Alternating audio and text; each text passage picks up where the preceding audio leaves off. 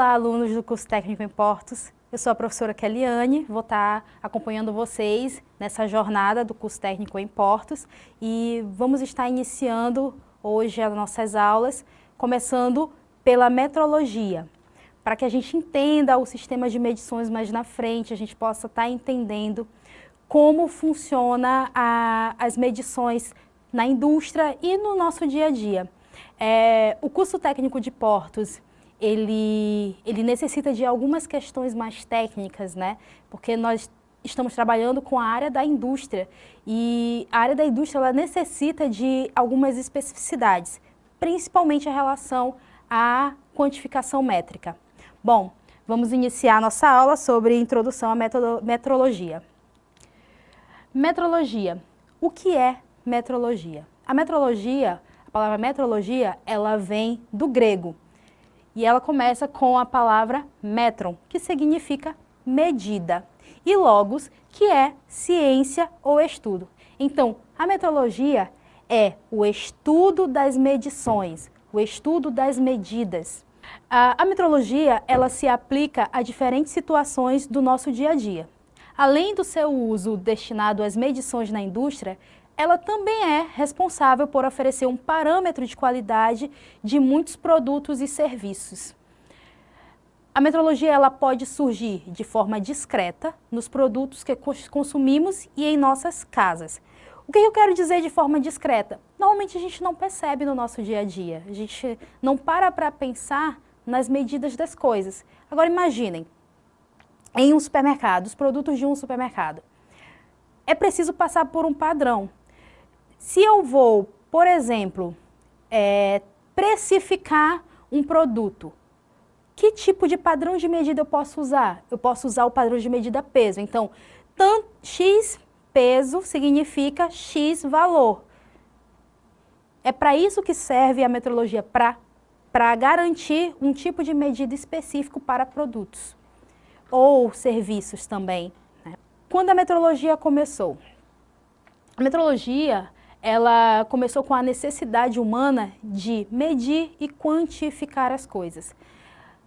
No início da nossa civilização, nós não tínhamos tanta consciência das coisas. Então, à medida que nós fomos nos desenvolvendo, nós fomos percebendo algumas necessidades. A partir do momento que nós começamos a viver em sociedade, a buscar por alimentos, a buscar por moradia, começou-se a necessidade de medir. Normalmente, o ser humano ele começou a comparar as coisas. Então, ele comparava uma fruta com outra fruta, um tipo de alimento com outro tipo de alimento. Então, aquele alimento que era menor com aquele alimento que era maior, e ali ele dava mais valor àquelas coisas que eram maiores do que aquelas que eram menores. Esse é um exemplo básico que a gente pode imaginar lá no início da nossa civilização, da humanidade, né? E depois, como a necessidade de medir aumentou, ela foi aumentando de acordo com a vivência do homem em sociedade.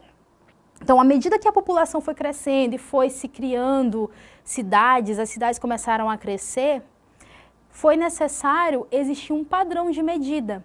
Porque, imagina, se cada lugar tem um padrão de medida diferente, e aí eu preciso sair da minha cidade para comprar um tecido em outra cidade, só que na minha cidade utiliza-se um padrão X, uma vara padrão, e nessa outra cidade a vara que eles utilizam é maior do que a que é utilizada na minha cidade. Então eu não estou conseguindo comprar um produto padronizado de qualidade. Isso se falando de tecido, que foi uma das primeiras mercadorias que começaram a ser comercializadas no mundo. Mas podemos aí utilizar outras opções também. Bom, a partir do momento que o ser humano ele começou a se desenvolver em sociedade, ele foi lá e buscou padrões. Nessa imagem que a gente está vendo, é uma imagem do Egito. No Egito, se utilizava uma vara padrão, que era do tamanho do braço do faraó da época. E para se fazer grandes construções, eles utilizavam uma corda e cada ponto dessa corda era equivalente ao tamanho da vara. Então, ou ao tamanho de uma vara ou 5 vezes o tamanho dela, por exemplo. Então, a cada ponto a gente tinha uma quantidade daquela vara. E essa foi a padronização no Egito Antigo. Essa corda, ela inclusive deu início à ideia da fita métrica, que é que hoje nós conhecemos como uma forma padrão de medir comprimento em obras. Bom, como eles definiam as medidas? Na antiguidade, os homens utilizavam as partes do corpo humano para referenciar as medidas. Como eu falei, no Egito Antigo, por exemplo, nós tínhamos uma vara padrão que utilizava o braço do faraó. Que comprimentos, por exemplo, nós tínhamos? Que medidas nós tínhamos inicialmente lá na antiguidade? Nós utilizávamos o comprimento do pé, nós também utilizávamos a largura da mão. Além da largura da mão, tinha a largura do dedo e varas e bastões, como eu falei agora há pouco. Bom, como eles definiam essas medidas? Um exemplo que eu trouxe aqui para vocês é a jarda. Acho que acredito que vocês já tenham assistido algum filme americano que mostra o futebol americano. No futebol americano, no campo, a gente vê linhas desenhadas no campo, né? Naquele quadrado. Aquelas linhas, elas equivalem à distância de uma jarda para cada linha. Então, a distância da jarda é a distância entre o nariz e a ponta do dedo do rei Henrique I, ou seja, da ponta do dedo polegar, do polegar até o nariz, a gente tem uma jarda em relação ao rei. Só que cada pessoa tem um tamanho diferente de braço, tem um comprimento diferente, né? Sua altura, tem gente que é mais baixa, tem gente que é mais alta, tem gente que é mais largo, tem gente que é mais magro. E quando a gente faz essa comparação com o nosso corpo, é óbvio que aquela medida, ela não vai ser igual de um corpo para outro.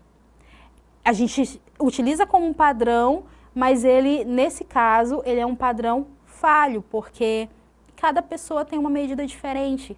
A gente pode até ficar aproximado um do outro, mas vai ter variação ali, nessas distâncias. Então, a jarda, ela utilizava como padrão o braço do rei Henrique I, que é da Inglaterra. A jarda, como eu falei, ela ainda é utilizada até hoje na Inglaterra e nos Estados Unidos, né? E ela é bem próxima de 1 metro.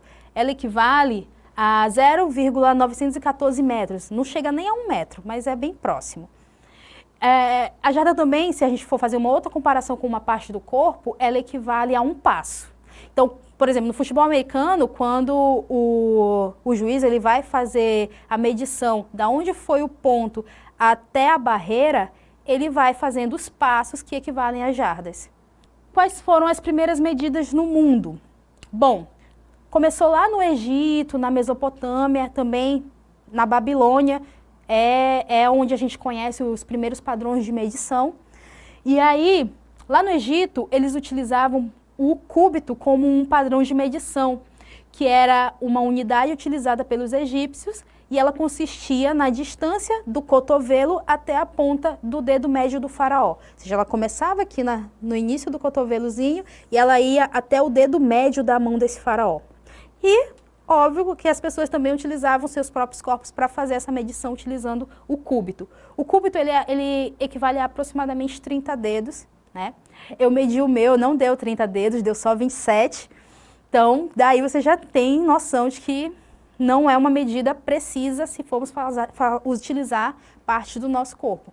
Mas ela equivale a mais ou menos 30 dedos normalmente.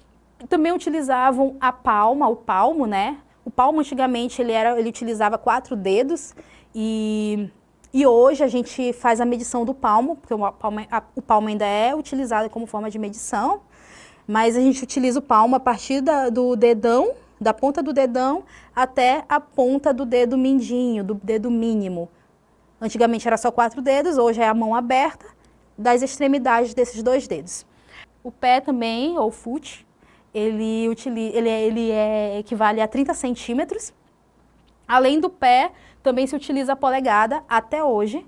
O pé e a polegada são muito utilizados principalmente na indústria, tá? O pé é muito utilizado no porto e a polegada na indústria, mecânica de preferência.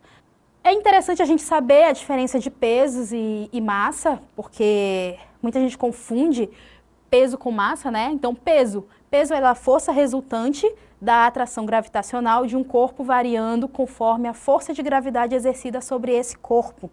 Então, o peso, ele não é estacionário, ele normalmente precisa de movimento, ele é a força gravitacional da Terra que faz o empuxo de uma matéria, de uma massa, de um objeto. A massa ela é a grandeza invariável que designa a quantidade da matéria de um corpo.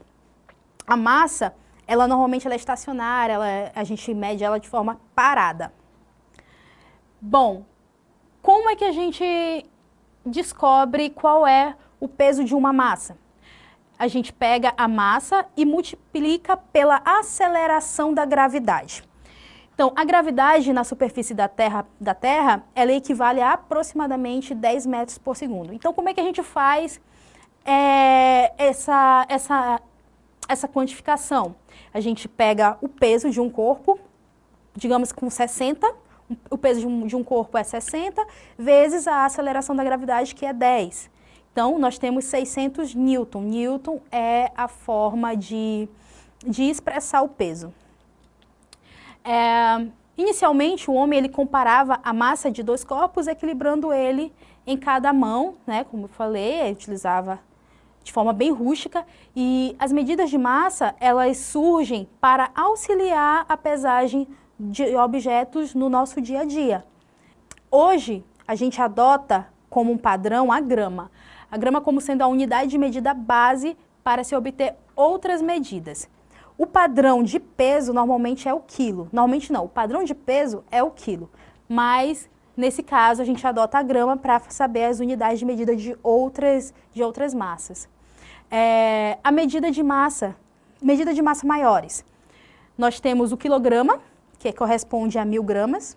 Nós temos o hectagrama, que corresponde a 100 gramas. E nós temos o decagrama, que corresponde a 10 gramas. Essas são medidas grandes. E para medidas menores? Nós temos, para medidas menores, o decigrama, que corresponde a 1 grama dividido por 10. Nós temos a centigrama, que corresponde a 1 grama dividido por 100.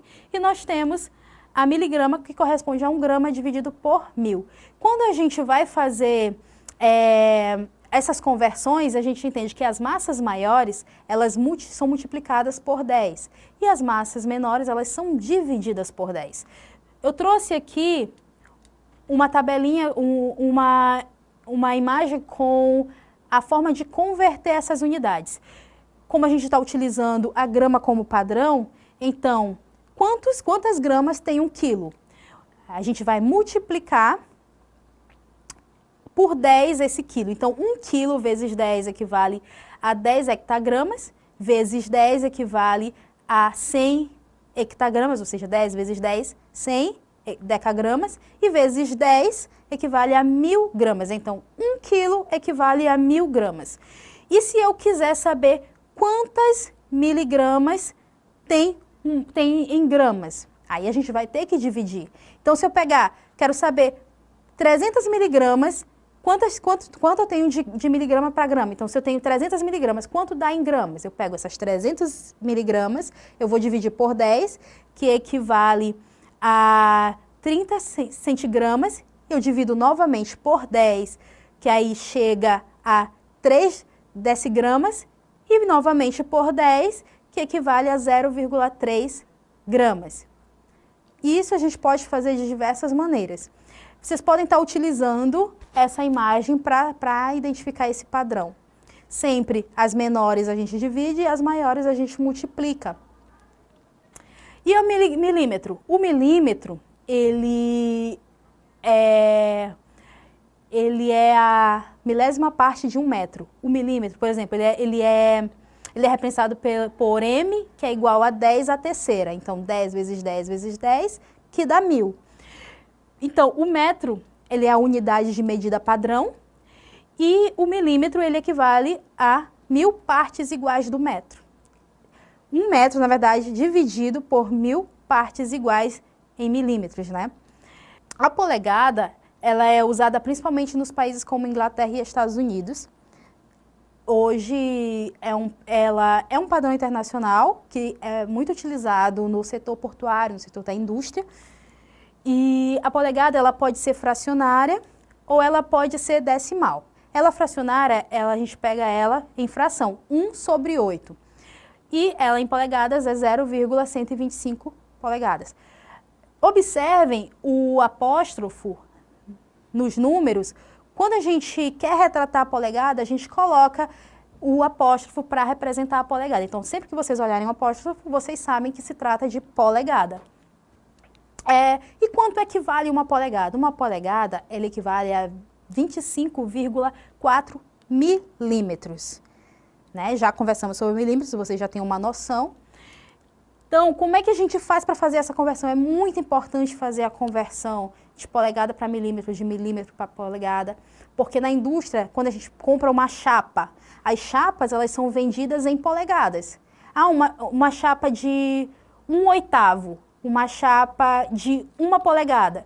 Então, a gente tem que entender que, às vezes, a gente tem que fazer essa conversão para milímetro.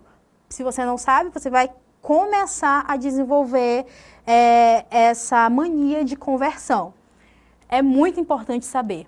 Bom, se a gente pegar o número em polegadas, a gente pega o número em polegadas, por exemplo, 1 polegada, que equivale a 25,4, vezes o número em milímetros.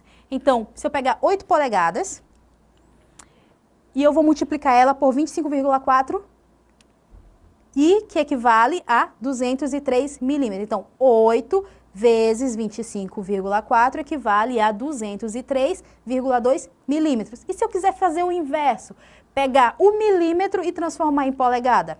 É muito simples, a gente só faz diferente. A gente pega o número em milímetros e nós vamos dividir pelo valor da polegada, que é 25,4. Para chegar no valor exato em polegadas, a gente pega 30 milímetros dividido por 25,4, que é o padrão de 1 polegada, que equivale a 1,18 polegadas. Então, 30 milímetros equivale a 1,18 polegadas. Gente, as áreas em que a metrologia pode ser aplicada. A metrologia, ela possui muitas utilidades, principalmente no campo da indústria. E a metrologia industrial, ela atua de maneira a controlar os processos produtivos e a garantir a qualidade e segurança dos produtos. Além da metrologia industrial, nós temos outros 2 tipos de metrologia, que é a metrologia científica e a metrologia legal. A metrologia científica, ela é responsável por promover estudos e pesquisas voltadas aos equipamentos, sistemas e métodos de medição, de modo a oferecer o desenvolvimento dos padrões de medida e a sua constante evolução e manutenção. Ou seja, a metrologia científica, ela vai definir esses padrões e os tipos de equipamentos utilizados para fazer toda essa quantificação de medidas. A metrologia legal, ela trabalha com os sistemas de medição de modo a oferecer melhores soluções e resultados para as transações comerciais e as necessidades exigidas pelas áreas do meio ambiente, saúde e segurança. É interessante a gente saber que a metrologia legal, ela trabalha juntamente com a metrologia industrial. Por quê? Porque ela trata da compra e venda de mercadorias. Então, uma garante a quantificação e a outra garante a segurança e a qualidade dessas medições, né? Então é isso, pessoal. Essa foi a nossa aula de metrologia. Espero que vocês tenham entendido bem. E se tiverem dúvidas, voltem à aula, assistam novamente, coloquem no papel, façam exercícios para fixar como fazer as conversões, porque é muito importante para que vocês utilizem esses padrões futuramente na atividade portuária, tá? Encontro vocês na nossa próxima aula. Até lá!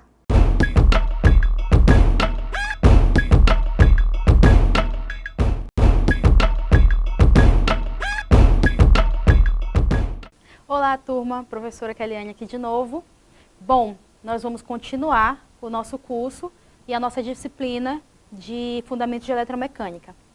Na aula passada falamos um pouquinho sobre metrologia e entendemos um pouquinho a história do homem na busca de padronizar as medições, né? Onde começaram a encontrar formas de medir as áreas e os pesos, as massas. E hoje nós vamos dar continuidade ainda nesse segmento, só que vamos falar um pouquinho sobre medidas e unidades mais precisas e a sua padronização. Então hoje nós vamos falar sobre o Sistema Internacional de Unidades. O Sistema Internacional de Unidades, também conhecido como SI, ele é um padrão internacional de medição. Imaginem só se cada país, cada localidade do mundo medisse da sua forma, né? Então, a partir do momento que a gente fosse comprar um equipamento, talvez um equipamento vindo dos Estados Unidos, quando chegasse no Brasil, a sua tomada não iria entrar na nossa, não iria acoplar, porque ele faria com a sua medida, né? Se a gente vendesse um produto e que chegasse na China, talvez lá não fosse adequado aos padrões dos chineses. Então, por isso surgiu a necessidade de se padronizar as unidades, as medidas, para que no comércio internacional, no comércio, nós pudéssemos fazer essa transversalidade de mercadorias e que se adequassem corretamente às necessidades das localidades para onde eles fossem levar. Bom, esse sistema, ele é um conjunto de medidas formado por 7 grandezas físicas, né? E o que ele busca? Ele busca padronizar, ele busca adequar e ele busca unificar as medições. Esse sistema internacional, ele foi criado como um padrão de sistema métrico. E ele foi criado na França no ano de 1960, durante a Conferência Geral de Pesos e Medidas, CGM-PM. Então, de tempos em tempos ocorre essa conferência para ver alterações, para ver se continua as mesmas medidas. Porque o mundo ele está em inovação e a gente vai encontrando formas mais precisas de medir. A partir da criação desse padrão, de um padrão com um pequeno grupo de grandezas, chamadas de grandezas fundamentais, foi possível organizar as várias grandezas físicas conhecidas. Essa base ela é importante principalmente para o desenvolvimento científico e tecnológico. A partir do momento que nós temos um padrão, nós seguimos esse padrão e conseguimos evoluir e inovar tanto na indústria farmacêutica, na indústria mecânica, na indústria naval, porque as coisas elas passam a ser mais precisas. Nós temos menos erros nas quantificações. E o que é grandeza física? A gente falou que esse sistema ele é formado por 7 grandezas físicas. E o que é uma grandeza física, professora? Bom, grandeza física ela é tudo aquilo que pode ser medido. Então, o que pode ser medido no nosso mundo? Nós podemos medir o comprimento, a partir do metro, né, do centímetro. Nós podemos medir a massa, o peso. Nós podemos medir o volume de uma matéria, de um líquido. Nós podemos medir o tempo, certo? Nós também podemos medir o quê? A temperatura. Esses são alguns exemplos que a gente pode medir. Então, esses são alguns exemplos de grandezas físicas que podem ser medidos. Grandeza física, ela é diferente de unidade física, tá? E no Sistema Internacional de Unidades, cada grandeza física, ela tem uma unidade física que corresponde a ela. Então, ao medirmos alguma grandeza física, nós estamos fazendo o quê? Uma comparação. E para realizar essa comparação, nós precisamos de um padrão, certo? E que padrão seria esse? Esse padrão é a unidade de medida. Então, no nosso sistema internacional, nós temos 7 unidades base, que correspondem a cada unidade, a cada grandeza física do sistema. Então, vamos começar com o metro. O metro é o quê? O metro ele é simbolizado pela letra M, e ele é a unidade correspondente à grandeza comprimento. E corresponde à distância percorrida no vácuo pela luz em 299.792.458 de segundo. Então, 1 metro equivale a 299.792.458 metros por segundo. E o quilograma? O quilograma, ele é a unidade de medida da massa, da grandeza massa. Na nossa aula passada, nós falamos sobre a grama, lembram? Bom, a grama, ela é uma unidade de medida base. E o quilograma é a unidade de medida base do sistema SI. A grama é uma unidade de medida para todas as contagens de massa, mas no nosso sistema internacional, a unidade base utilizada é o quilograma. E a sua simbologia é kg.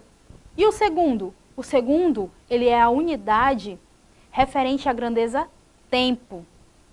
E corresponde à duração de 9.692.631.770 períodos de radiação na transição entre dois níveis hiperfinos do átomo de césio 133 no estado fundamental.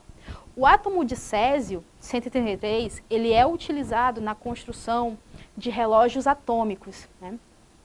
E ele é tão preciso que ele levaria centenas de anos para poder atrasar alguns milésimos de segundos. Bom, continuando, uma outra unidade de medida do SI é o ampere, que é apresentado com a letra A. E ela é a unidade da grandeza corrente elétrica estabelecida em termos de carga elementar. A nossa próxima unidade de medida é o Kelvin, representado pela letra K. E ele é a unidade correspondente à grandeza temperatura termodinâmica. Aí vocês devem falar, professora, mas no Brasil nós utilizamos o grau Celsius. Calma, mais na frente eu vou explicar o porquê. A nossa outra unidade é o mol, que é representado pelo mol. É a unidade da grandeza quantidade de matéria expressa em termos da constante de Avogadro. Ele vai nos dizer quantos átomos tem naquele material. Por exemplo, um mol, ele equivale... Vou explicar isso mais na frente. Mais na frente vai aparecer uma outra informação e a gente vai falar um pouquinho sobre isso. Na candela, a nossa última unidade de medida do sistema SI é a candela, representada pelo CD. E ela é a unidade da grandeza intensidade luminosa, definida em termos de eficiência luminosa. Ela é diferente, veja bem, ela é diferente do ampere, tá? Bom, aqui nós temos uma mandala que representa as sete unidades básicas do SI, do nosso Sistema Internacional de Medida. Como vocês podem ver, aqui nós temos a representação das quantidades de cada uma delas. No quilo, nós temos a constante de Planck, que é igual a 6.626.070.015 vezes 10 a 34 joules de segundo. E no mol, na massa, nós temos a velocidade, ela é a velocidade da luz no vácuo, que é igual a 299.742.458 metros por segundo. E aqui nós temos também o ampere, que é a carga elementar igual a 1 sobre 602, 776.634 vezes 10 elevado a 19 graus. Coulomb. No Kelvin, nós temos a constante de Boltzmann, que é igual a 1,380.649 vezes 10 a 23 joules por Kelvin. Veja que as unidades de medida, às vezes, elas se unem para criar uma unidade, uma quantidade. Então, elas estão sempre se ajudando. No mol, nós temos a constante de Avogadro, que é igual a 6,022, né? E quando eu falo que ele equivale a 6,022, por exemplo, um mol equivale a 6,022 de átomos de cobre ou de átomos de ferro, né?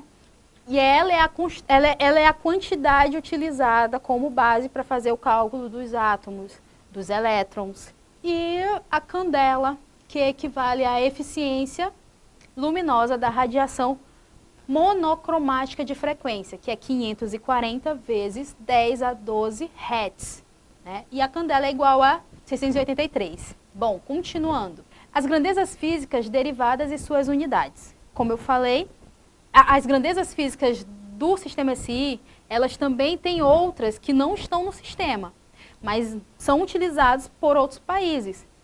Como no nosso caso, algumas unidades e algumas grandezas nós utilizamos que não está no padrão internacional. Um exemplo, grandezas físicas derivadas. Superfície área, que é a unidade derivada metro quadrado, simbolizada pelo m elevado a 2. O volume, que é o metro cúbico, simbolizado pelo m elevado a 3.